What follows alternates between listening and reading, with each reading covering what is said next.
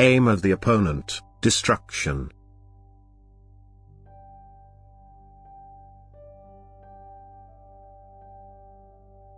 Countless worlds have already come into being through my will, and countless worlds will still come into being, because the work of the return of the spiritual needs these, because everything once fallen spiritual must again be integrated into the process of activity if it wants to come close to me again.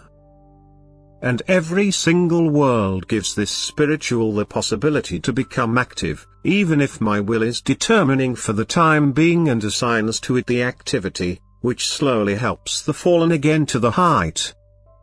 All worlds serve only the one purpose of the return of the once fallen spiritual, and all worlds are therefore governed by my will, they are subject to my law of order, they testify to my love, my wisdom and my power.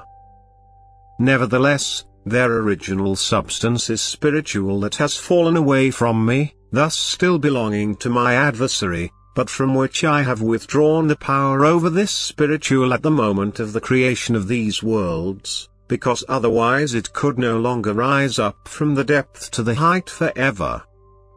My opponent, however, knows about the endless number of those who followed him into the depth, and this knowledge strengthens him in his opposing attitude towards me, it strengthens him in the belief to be able to dethrone me one day, and it strengthens his hatred because I have wrested a large part of his following from him, which, bound in the works of creation, has started on the path of return. And therefore he does not stop to exercise his destroying influence, that is, to work towards the fact that as many works of creation as possible are destroyed, in the belief that he then frees the bound from it and can take possession of it again. It is not possible for him to work destructively on those works of creation because the power is taken from him.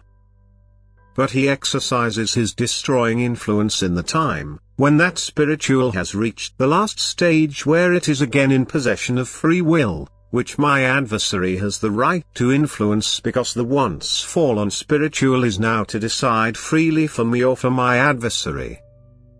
And during this time he not only seeks to win back the human being himself, but through him he also seeks to seize the still bound spiritual by trying to determine him to destroy my creations what my love let come into being in order to help the spiritual return to me. The enemy's sphere is the earth inhabited by people, and in this area he works in a truly satanic way. People are the target of his activity, because only towards them he can use he has no access to the other works of creation, to the countless worlds in the universe. But he believes that he can still find access to those worlds, but he will never succeed. However, he also transfers his confused thinking to the people. Also these he tries to persuade that they can take possession of other worlds, and he also finds servants who are in bondage to him, who adopt these thoughts and strive for the same as he. He also confuses their thinking and lets them make the most incredible attempts to break through previous barriers in order to explore the worlds that are inaccessible to them. The adversary makes them believe that they can break down these barriers, and he is also listened to when he drives people to research of a completely senseless kind. For all these researches do not aim at any spiritual development and can therefore never correspond to my will. And they will have even less of a destroying effect on works of creation, which are outside of the earth. Precisely because neither my adversary nor man have the right to rule over those creations, because my will also guarantees the existence of every work of creation until I myself consider the time to have come when its purpose is fulfilled and it can be dissolved again into pure spiritual substance. But the efforts of the adversary will take on a more and more threatening form the closer the end is. He drives the people to attempts, which an end of this earth still accelerate. On the earth those attempts take place, and at the earth itself they have an effect. The goal of the people are the spheres outside of this earth, but what they will reach, that is an obvious proof of satanic influence, because the living conditions on earth change. Harmful air changes are created for humans and animals against will, and the earth itself becomes a source of fire, which will also demand its victims one day. Because the destruction of this earth is my opponent's main aim, and since the people have already fallen prey to him, he will also succeed, but without bringing him the slightest advantage. For he does not win back his followers, but he loses them all the more surely.